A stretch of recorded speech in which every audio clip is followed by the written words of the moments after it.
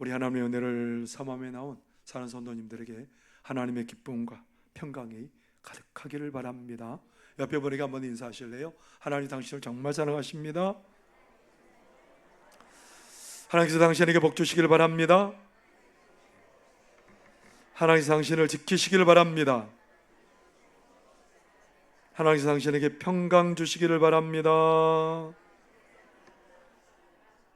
하나님께서 당신을 거치시기를 바랍니다.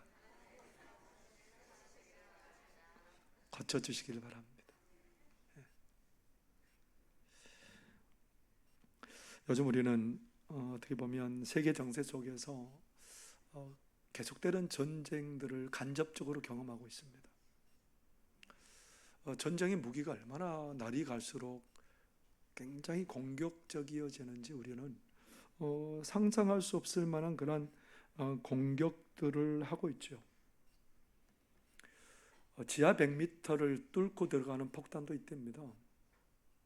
그것도 그냥 흙을 뚫고 들어가는 게 아니고요, 그 바위와 견고한 콘크리트로 그것들을 만들어 놨는데 그것을 100m를 뚫고 들어간답니다. 똑같은 곳에 한 발을 더 쏘면 몇 미터 들어가죠? 똑같은 곳에 한 발을 더 쏘면 200m를 들어간다는 거예요. 200m를 아무리 견고히 만들어 놔도 폭탄 두 발이면 200m 아무것도 아니게 되는 거예요. 그만큼 가공할 공격력이 이번 전쟁을 통해서 진행된 것을 우리가 보게 되잖아요. 우리 지금 전쟁에서 가장 위협적인 전투기가 한 대가 있는데요, F-35라는 전투기입니다. 여기는 스텔스 기능이 있어서 레이더에 안 잡힌대요. 그래서 어느 시간에 딱 이렇게 적진에 날아가서 폭탄을 이렇게 공격을 하고 와도 아무도 모릅니다. 치명적이죠. 그런데 여러분, 이런 그 전투기도요, 전자파로 교란을 시키면 이 엄청난 전투기가 떨어진다는 거예요. 제대로 역할을 못하고 떨어진다는 거예요. 그러니까 요즘 상상하지 못할 일들이 자꾸 일어나는 거예요, 전쟁을 통해서.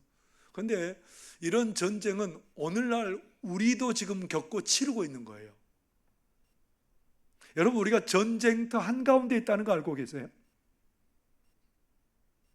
무슨 목사님 아침부터 뭘 잘못 잡수셨어요?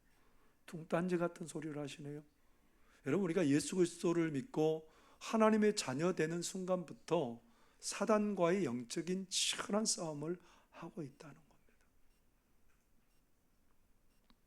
우리 이미도, 그래서 사도 베드로는 우리가 어떤 싸움을 싸우고 있는지 그 대상에 대해서 정확히 얘기를 해주고 있는데요, 베드로전서 5장 8절 9절에 보면 이렇게 사도 바울이 쓰고 있습니다. 근신하라, 깨어라, 너희 대적 마귀가 우는 사자같이 두루다니며 삼킬 자를 찾나니 너희는 믿음을 굳건하게 하여 그를 대적하라. 이는 세상에 있는 너희 형제들도 동일한 고난을 당하는 줄을 알미라. 누가 우리를 공격한답니까? 마귀가. 어떻게요? 우는 사자처럼. 여러분, 사자가 배고프면 어떻게 하겠습니까? 사자가 배고프면 정말 그 공격은 치명적이죠.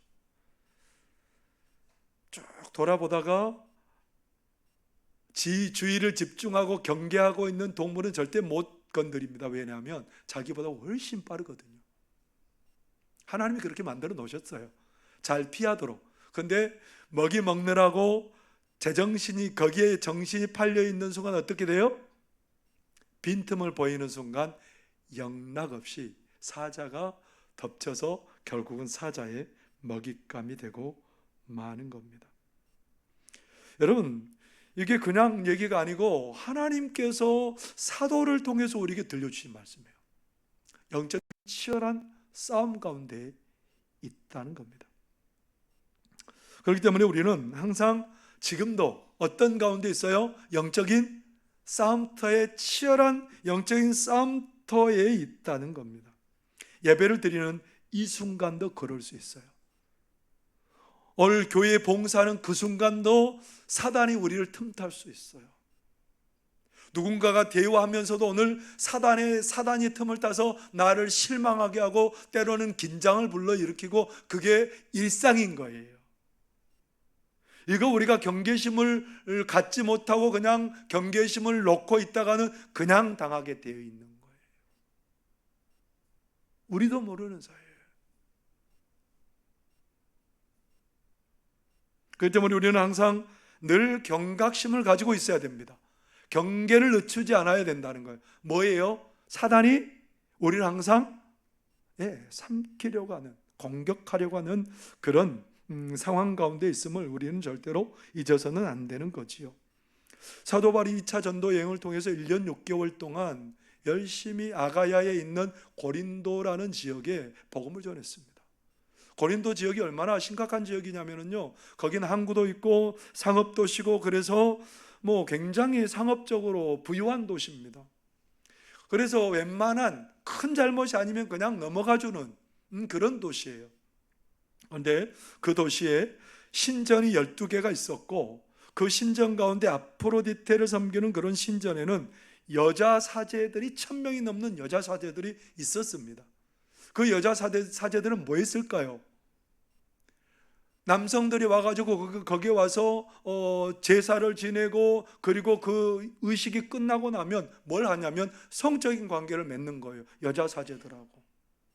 그러면 음란이라는 게 이 고린도 도시에는 그냥 너무너무 자연스러운 거예요. 이렇게 음란하고 세상 것에 사로잡히고 그런 이 도시에 사도 바울을 통해서 하나님이 복음을 들고 가게 하셨습니다. 복음이 전해지게 하셨어요. 그런데 하나님의 은혜로 어떤 놀라운 역사가 일어나냐면 고린도 교인들이 예수님을 믿기 시작해요. 그러면서 그런 곳에서 끊고 하나님을 섬기기 시작합니다. 사도 바울은 너무너무 감사했습니다. 하나님 감사합니다. 이렇게 고린도 지역이 머지않아 조금만 있으면 점점 더 이 지역이 변할 것을 하나님 저는 믿습니다 하고 사도 바울은 열심히 복음 사역을 감당합니다. 꿈에 부풀어 있어요. 하나님, 도대체 하나님께서 이 지역에 어떤 은혜를 주실런지 하나님 저는 기대가 됩니다.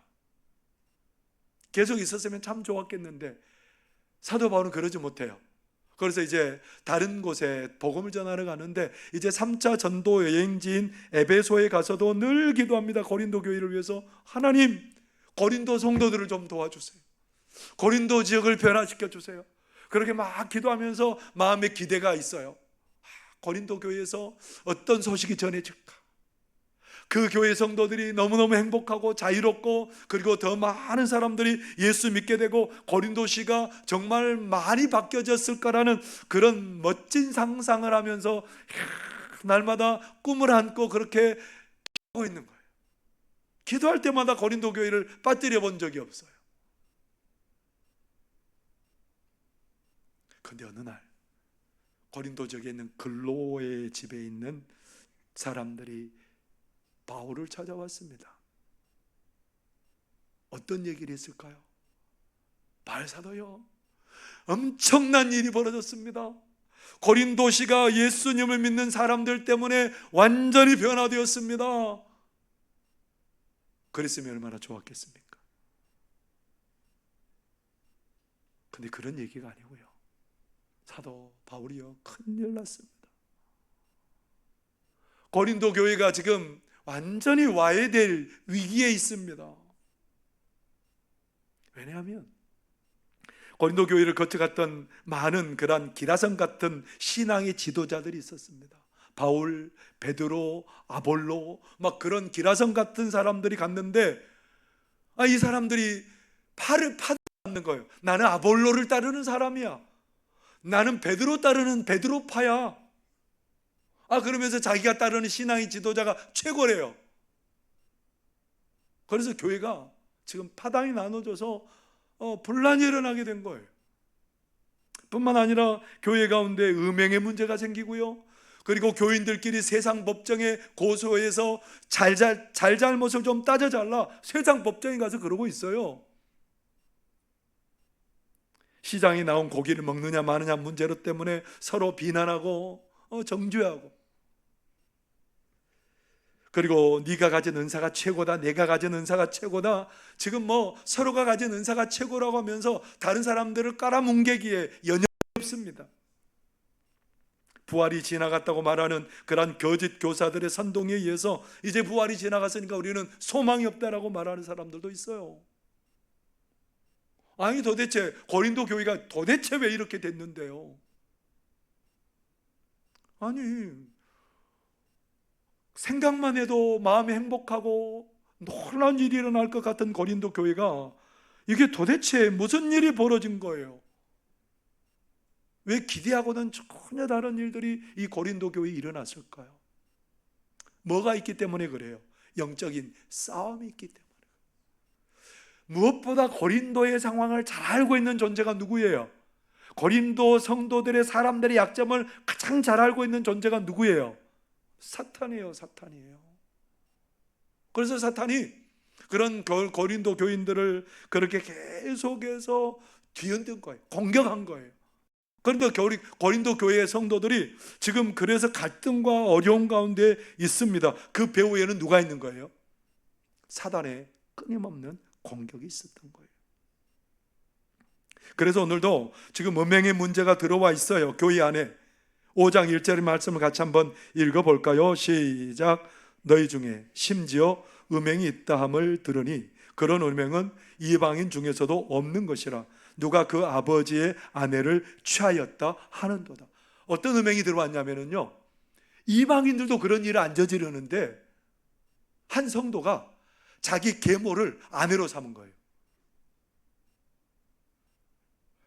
자기 어머니였던 사람을 뭘로 삼았다고요?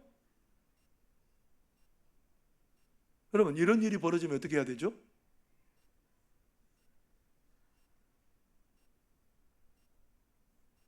이런 일이 벌어지면 어떻게 해야 돼요? 근데 고린도 교인들은 괜찮아, 그냥 그대로 보고 있는 거예요. 고린도 교인들은 거기에 대해서 아무런 대처를 안 하고 있는 거예요. 왜냐하면 그들이 무감각해졌어요.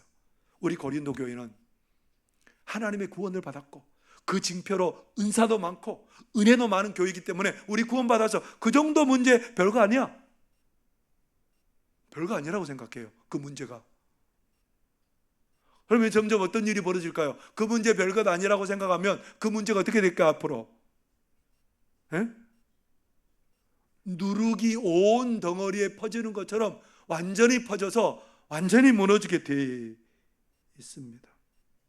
그들은 나는 구원받았기 때문에 이제 됐어라고 그렇게 경계심이 늦춰지는 순간 사단이 여지없이 그렇게 고린도 교회를 치고 들어오게 되었던 겁니다. 그래서 사도 바울은 뭐라고 말해요? 내가 육신적으로는 떨어져 있지만 내가 너희들과 영적으로 함께 있다. 내가 있는 것처럼, 내가 그곳에 있는 것처럼 그 문제를 처리하라, 그렇게 얘기를 해요. 왜 가만두냐? 5절 말씀 한번 같이 읽어보겠습니다. 시작. 이런 자를 사탄에게 내주었으니 이는 육신은 멸하고 영은 주 예수의 날에 구원을 받게 하려 함이라. 어떻게 하라는 거예요? 그 사람을 어떻게 하라는 거예요? 그냥 두지 말고 쫓아내라는 거예요. 그 교회에서 쫓아내는 것은 뭐라고 말해요? 출교라고 얘기해요. 밖에 교회에 발을 들여놓지 못하게 하라는 겁니다. 그러면 어떤 일이 벌어질까요? 어떤 일이 벌어질까요? 교회에 발을 들여놓지 못하면 그 사람을 누구에게 내어준 것처럼 됐다고요? 사탄에게 내어준 것처럼 됐다는 거예요. 왜냐하면 여러분, 교회 안에는, 교회는 누가 주권을 가지고 교회를 보호하고 계세요? 하나님의 교회는 주권을 가지시고 보호하고 계시지만, 그러나 하나님이 아닌 바깥 세상은 누가 지금 그것들을 다스리고 있는 거예요? 사단이 다스리고, 그렇게 해서 이 사람은 사단의 공격으로 고난을 당하고 어려움을 당하고, 그러지만 이 사람이 하나님을 아는 사람이기 때문에 그런 고난과 어려움 중에 어떤 일이 벌어지냐면 내가 정말 잘못했다는 것을 깨닫게 될 거라는 거예요. 내가 잘못했다는 것을 깨닫게 되고, 그래서 하나님께 돌아와서 하나님을 섬기고 구원받게 하자는 그런 마음이 깊이 깔려 있는 겁니다. 사람을 미워한 게 아니에요. 이 사람을 정말 죽이자는 게 아니에요. 그 배후에 뭐가 있다는 거예요? 사단의 공격이 있다는 것을 지금 꿰뚫어 보고 있는 거예요.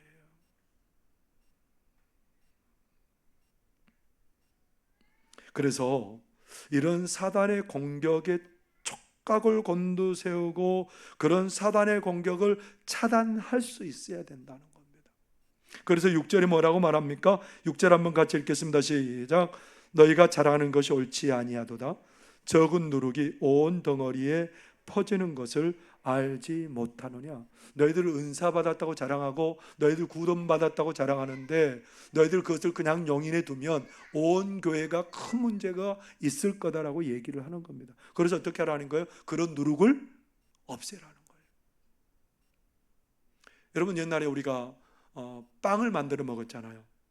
그 빵을 그 덩어리를 그대로 쪄서 먹으면 그게 뭐예요? 뭐가 돼요? 덩어리 그대로 쪄서 먹으면 개떡. 그리고요, 그 덩어리에다가 효모를 넣어가지고 그렇게 부풀려서 먹으면 빵. 뭐가 더 맛있어요? 배고프면 다 맛있어요. 옛날에 우리가 그 일자리 하고 그럴 때 그런 것들 많이 만들어 먹었잖아요. 바쁘면 그냥 뭐 발효 안 하고 그냥 이렇게 해서 떡 만들어 먹고, 안 그러면 좀 발효를 해서 빵을 해서 만들어 먹고 그런 때가 있었습니다. 근데 여러분, 그 누룩 오랫동안 두지 않아도요, 하루 정도 이렇게 딱 두고 나면 그게 다 부풀어 오르잖아요. 옛날 이스라엘 백성들이 6월절에는 어떻게 했냐면 누룩 없는 빵을 먹었어요. 집에 있는 누룩을 전부 다 찾아내서 없애고 제거하고 누룩 없는 떡을 먹었는데, 왜 6월절에 그렇게 했냐면 애굽에서 이스라엘 백성들이 나오면서 이제는 우리가 애굽에서 하나님을 바라보지 못하고 다른 것에 매여서 다른 것들을 섬기는 삶을 청산하고 이제 하나님께 매여 살겠습니다, 이 얘기예요. 오늘 사도 바울은 그 고린도 성도들에게 뭐 하라는 얘기입니까? 예전에 너희들이 세상에서 살았던 방법들을 다 끊어버리라는 거예요. 이제는 누구에 매여 살아야 된다는 겁니까? 하나님에 매여 살아야 된다는 거예요. 그래야 사단의 공격에서 너희들이 능히 그 공격을 막아낼 수 있다는 겁니다. 왜냐하면 사단의 공격이 너무너무 집요하거든요. 사단은 우리의 약점을 너무너무 잘 알거든요. 그래서 하나님의 그 원대한 구원의 계획을 사거리 없애버리려고 하는 게 사단의 계획이에요. 요셉이요, 애굽의 보디발의 집에 팔려갔는데 하나님이 함께 하셔서 그 집안에 총무됐잖아요. 큰 은혜를 경험했습니다. 근데 보디발의 아내가 요셉을 유혹합니다. 너 내 말 들으면 어떻게 해주겠다는 거예요? 보장해 줄게, 그런 말이잖아요. 나하고 한 번만 잠자리 하면 내가 너를 뭐 그렇게 좋은 것들을 뭐 보장해 줄게, 그런 의미겠죠. 그 혈기왕성한 젊은 요셉에게 그렇게 유혹해 왔을 때 여러분, 이게 보통 일이 아니잖아요. 만약에 요셉이 그 유혹에 넘어갔으면 어떻게 됐을까요? 어떻게 됐겠어요? 나중에 7년 그 흉년을 이길 수 있는 대책이 없었을 거예요. 그리고 어떤 일이 벌어졌어요? 요셉이 없었으면 야곱의 가족들이 애굽에 올 일도 없고요, 그렇게 많은 200만 명 정도 되는 사람으로 그렇게 불어날 이유가 없어요. 하나님께서 요셉을 통해서 원대한 구원의 계획을 세우고 있었는데 요셉이 거기에서 무너진 일이 벌어지면 어떻게 됐을까요? 그런 것들이 다 무너져 버리고 마는 거죠. 그러니까 요셉은 그때 그렇게 하나님을 바라보면서 영적인 싸움을 싸워서 이겼기에 하나님의 기쁨되고 하나님의 뜻을 이룰 수 있었습니다. 요셉을 그렇게 공격한 건 사단이, 여러분, 뭐 그의 약점을 너무 잘한다는 거죠. 우리의 약점을 너무 잘합니다, 사단이. 사람들과 대화할 때 우리의 감정을 통해서 역사할 수도 있어요. 관계를 통해서도 역사할 수 있습니다. 봉사하다가도 여러분 시험에 들 수도 있어요. 우리의 연약함을 그대로 고스란히 이용해서 우리를 무너뜨리게 하는 게 사단입니다. 심지어 사단은 누구에게도 와요? 예수님이 40일 동안 광야에서 금식하면서 줄였어요. 여러분, 예수님이 더더구나 40일 동안 금식하고 줄이시고 기도했다면 어떤 일이 벌어질까요? 엄청나잖아요. 예수님이 40일 동안 금식하고 기도하셨대요. 누가 덤벼요? 누가 덤빌 수 있어요? 아무도 못 덤벼요. 40일 동안 금식하시고 어떠셨겠어요? 얼마나 배고팠겠어요. 지금 그 배고픔을 해결하는 게 예수님에게서는 가장 우선 문제, 일상의 삶이에요. 사실은 예수님이 배고픔을 해결하는 것은. 그런데 사단이 와서 뭐라고 속삭여요? 돌을 갖고 떡을 만들어서 배고픔을 해결하라, 그렇게 얘기를 합니다. 너 일상 그렇게 유지하고 살아가라는 거예요. 일상에서 네가 필요한 것들을 행하고 일상에서 네가 원하는 것들을 해결하고 살아가라는 거예요. 거기에 초점을 두고 중심을 두고 살라는 거예요. 그런데 예수님 그걸 거절해요. 뭐라고 거절해요? 사람이 떡으로만 사는 것이 아니고 하나님의 입으로 나오는 모든 말씀으로 산다. 초점이 지금 내가 내 삶에 있는 일상의 모든 것들을 해결하는 게 내 마음의 중심이 아닌 거예요. 여러분, 참 우리는 성실합니다. 여러분, 성실하시죠? 아이, 성실해요 우리. 여러분, 얼굴만 봐도 성실 써졌어요. 여러분, 얼굴만 봐도 책임감이 강해요.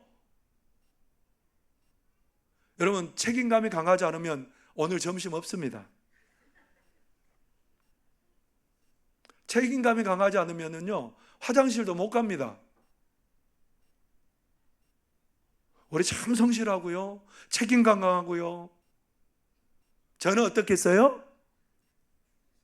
여러분, 손바닥만 한 밭 한 떼기 이렇게 하면서도 성실하지 않으면 못 해 먹어요.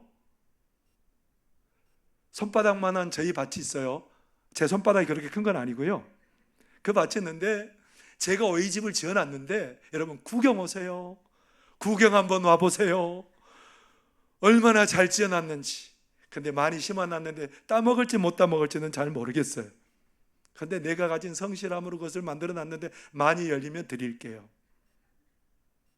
여러분, 우리의 일상에 내 생각이 사로잡히고 거기에만 빠져버리면 어떤 일이 벌어지냐면 점점 더 거기에 매몰되고 거기에 대한 욕심이 생기고 하나님은 전혀 상관없는 삶을 살게 되어 있습니다. 사단은 우리 그거 너무 잘 알거든요. 너가 지금 일상의 것들을 해결하면 그렇게 하면 됐지 뭐가 문제야. 사단은 자꾸 그런 것들을 통해서 우리 일상들을 통해서 결국은 하나님을 바라보지 못하게 하고 하나님께 집중하지 못하게 하는 겁니다.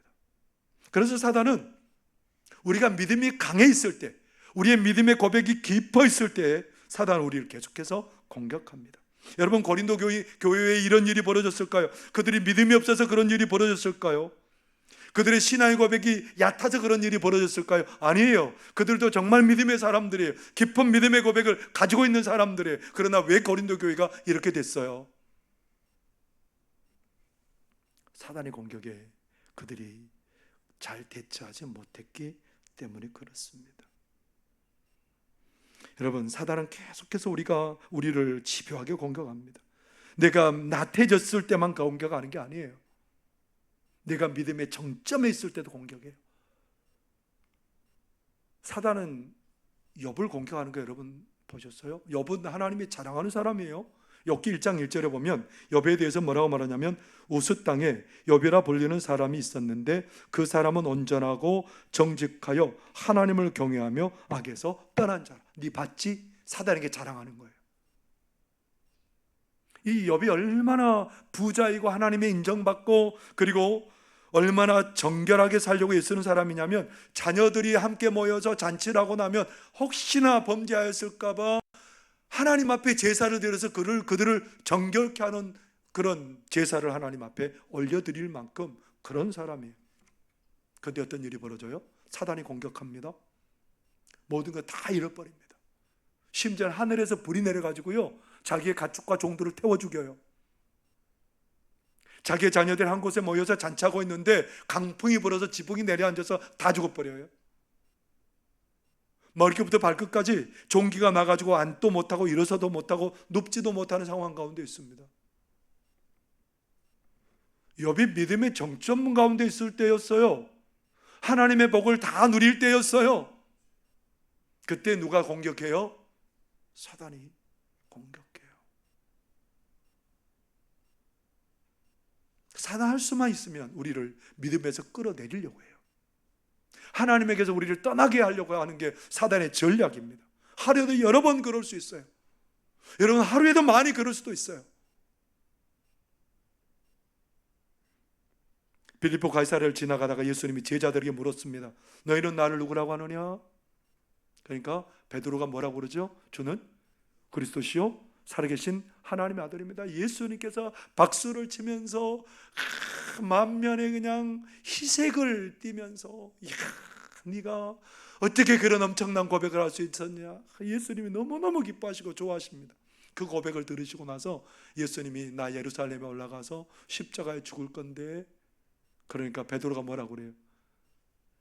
예수님, 안 돼요. 그런 일이 벌어지면 큰일 납니다. 그런 일은 절대로 일어나면 안 됩니다.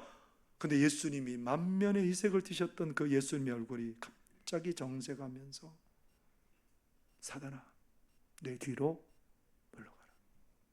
네가 하나님의 일을 생각하지 않는구나. 하나님의 뜻은 예수님이 십자가에 달려 죽으셔서 인류를 구원하는 일이었어요. 그런데 베드로는 어디에 머물러 있어요? 예수님 왕 되면 나는 그 다음 자리에 앉아서 권세를 누리고 부귀영화 누려야 되겠지, 여기에만 생각했는 거예요. 누가 그런 생각을 집어넣었다는 거예요? 사단이 그런 생각을 집어넣었다는 거예요. 그 믿음의 깊은 고백을 하나님이 원하는, 예수님이 원하는 믿음의 고백을 드렸음에도 불구하고 거기에도 뭐가 있었어요? 사단이 틈타는 일이 있었단 말이에요. 부부와 대화하다가도 조그만 싸움이 어떤 싸움으로 돼요? 이혼하기까지 된다고요? 아무것도 아닌데.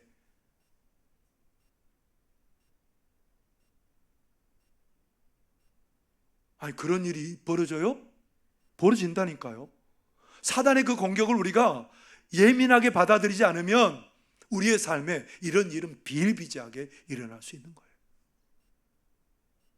이런 사단의 공격에 우리가 효과적으로 그런 사단의 공격을 차단하고 시험에서 이길 수 있는 비결, 우리가 승리할 수 있는 비결이 어디 있을까요? 우리 하나님은 우리를 그 비결을 만들어 놓지 않으시는 분이 아니거든요. 그것은 뭐냐면 모든 것을 다스리시는 예수님의 주권을 인정하며 사는 거예요. 고린도전서 12장 3절의 말씀 같이 읽어보겠습니다. 시작. 그러므로 내가 너희에게 알리노니 하나님의 영으로 말하는 자는 누구든지 예수를 저주할 자라 하지 아니하고 또 성령으로 아니하고는 누구든지 예수를 주시라 할 수 없느니라. 예수님이 나의 주님입니다, 이 말이에요. 무슨 말이냐면 예수님이 모든 것을 주관하시는 임금이고 내 삶을 주관하시는 주인이고 왕이십니다. 여러분, 예수님 모든 걸 주관하는데 걱정할 일이 있습니까? 예수님이 나의 죽음과 사는 것도 주관하고 계시는데 염려하고 두려워할 일이 있습니까? 가난도 문제가 되잖아요. 질병도 문제가 되잖아요. 왜냐하면 예수님이 나를 붙들어 주시기 때문에 그렇습니다. 여기에 내 마음 두고 살아가는 거예요. 여기에 온 마음을 다 집중하고 살아가는 거예요. 내가 상대방과 얘기할 때도, 내가 누구하고 얘기할 때도 항상 누구를 바라보는 거예요? 우리 예수님이 내 삶을 다스리고 나를 다스리고 나와 대화하는 그 사람을 다스려주고 있고, 이런 모든 것들을 늘 고백하며 살아가는 거예요. 예수님에 매여 살아가는 거예요. 사단의 공격이 집요하고 사단이 놀라운 능력을 가지고 있지만 예수님께 매여 살 때에 자유할 줄 믿습니다. 예수님께 매여 사는 거예요. 예수님께 내 생각을 온통 집중하며 사는 거예요. 예수님을 통해서 나를 사랑하시는 그 하나님께 나를 맡기는 거예요. 그래서 여러분, 사단과의 싸움을 싸울 때 늘 내 마음을 어디다 두라고요? 우리 주님께 두라는 거예요. 그래서 지혜의 말씀인 잠언 4장 23절에는 이렇게 말합니다. 모든 지킬 만한 것 중에 더욱 내 마음을 지키라. 생명의 근원이 이에서 나므라. 뭘 지키라고요? 우리 마음을. 우리 마음이 어디에 가 있는지 지키라는 거예요. 예수님께 가 있고 예수님의 주권을 향하여 있고 예수님을 통해서 보여주신 그 하나님의 사랑에 우리의 마음을 두라는 겁니다. 하나님은 나를 지키시는 분이에요. 시편 121편 5절에서 7절 여러분 같이 한번 읽어보겠습니다. 시작. 여호와는 너를 지키시는 이시라. 여호와께서 내 오른쪽에서 내 그늘이 되시나니 낮의 해가 너를 상하게 하지 아니하며 밤의 달도 너를 해치지 아니하리로다. 여호와께서 너를 지켜 모든 환난을 면하게 하시며 또 내 영혼을 지키시리로다. 누가 지키신다고요? 하나님이. 여러분을 보배롭고 존귀하게 여기시는 하나님이 누구를 지켜주세요? 나를 지켜주신다는 거예요. 여기에 마음을 두시고 사시기를 바랍니다. 다윗의 삶이 참 어려웠답니다. 10년을 사울에게 쫓겨다니고 매일매일 죽을 위기를 넘나듭니다. 죽음이 바로 지척에 있는 거예요. 지켜야 될 게 많고 너무너무 피곤하고 고단한 인생입니다. 그런 오랜 기간 동안 다윗은 누구에게 마음 두고 살아요? 하나님께 마음을 두고 삽니다. 하나님 바라봅니다. 그 하나님께서 다윗의 삶을 지켜주셨습니다. 나중에 왕으로 등극하게 해주셨습니다. 그 하나님의 은혜를 아는 다윗은 이렇게 고백했답니다. 시편 18편 1절에서 3절 우리의 고백을 담아서 하나님께 우리가 말씀을 함께 봉독하겠습니다. 시작. 나의 힘이신 여호와여, 내가 주를 사랑하나이다. 여호와는 나의 반석이시요 나의 요새시요 나를 건지시는 이시요 나의 하나님이시요 내가 그 안에 피할 나의 바위시요 나의 방패시요 나의 구원의 뿌리시요 나의 산성이시로다. 내가 찬송받으실 여호와께 아뢰리니 내 원수들에게서 구원을 얻으리로다. 많은 공격이 있었습니다. 죽을 만한 위기도 많았습니다. 그러나 누가 나의 힘이 되셨어요? 하나님 힘이 되셨어요. 누가 나의 피할 바위가 되셨어요? 누가 나의 반석이 되셨어요? 하나님이 바위가 되시고 반석이 되시고 건져주셨답니다. 여러분, 사단의 공격이 날로 더해가는 시대를 살고 있습니다. 여러분, 우리가 영적인 경각심을 가지실 수 있기를 바랍니다. 하나님께 마음을 두고 하나님의 주권을 고백하고 하나님의 지키심을 고백하고 예수님을 바라보면서 여러분들이 그 모든 시험을 이기고 승리의 노래 부르는 우리 모든 성도들 되시기를 바랍니다. 기도하시겠습니다. 하나님 아버지, 고맙습니다. 광야와 같은 세상에서 우리를 지키시고 사랑하시고 안전하게 하시고 복되게 하실 줄 믿습니다. 우리는 그 하나님만 철저히 신뢰하며 의지하며 나아갈 수 있도록 주여 믿음의 믿음을 더하여 주옵소서. 예수님 이름으로 기도하옵나이다. 아멘.